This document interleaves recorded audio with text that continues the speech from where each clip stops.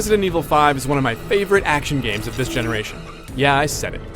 After I reviewed it last year, people around the IGN office fell into two camps. The one that totally agreed with me, and the one that was really sad because it wasn't like past Resident Evil games. Well, I have good news and bad news.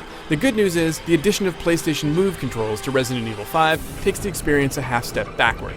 Oh wait, that's the bad news. Here's the problem. Resident Evil 5 was designed as a departure from the claustrophobic mood of past games in the series.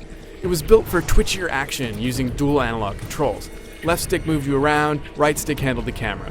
You still couldn't move while shooting, but hey, that's overrated anyway. To coincide with the launch of Move, Capcom will release a patch for Resident Evil 5 Gold Edition that adds the option of motion controls. One quick note, this is only for the Gold Edition. Standard Edition owners need not apply. I've spent some time using Move with RE5, and my thoughts are definitely mixed. On one hand, it's a cool option that brings something new to the experience. On the other, it doesn't necessarily bring anything better to the experience. Here's why. In the standard control scheme, you have complete control of the camera, whether you're moving or shooting. With the Move controls, you're limited to a single analog stick, and it's tied to your movement. So if you want to look around, you have to stop, draw your weapon with the Move wand's trigger, and point the wand in the direction you want to aim.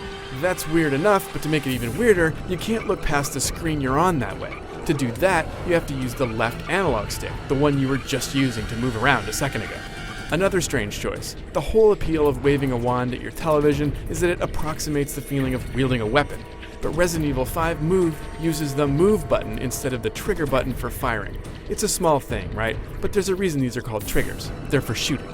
If you're thinking Resident Evil Move's control scheme is sounding a bit like Resident Evil 4, you're right.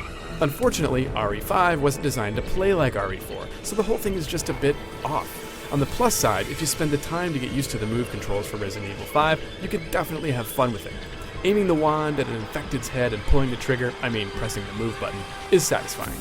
Once I got the hang of it, I was pulling off headshots at a similar rate to when I was using the DualShock. So, Move controls work with Resident Evil 5. They can even be fun, but they don't really improve the experience. They just extend it into an experimental area, and that's a good thing. The more developers play around with Sony's new baby, the better their games will be. Fortunately, Capcom is pushing the PlayStation Move control option to Resident Evil 5 Gold Edition owners for free, so there's no risk for you to try it out. So give it a shot.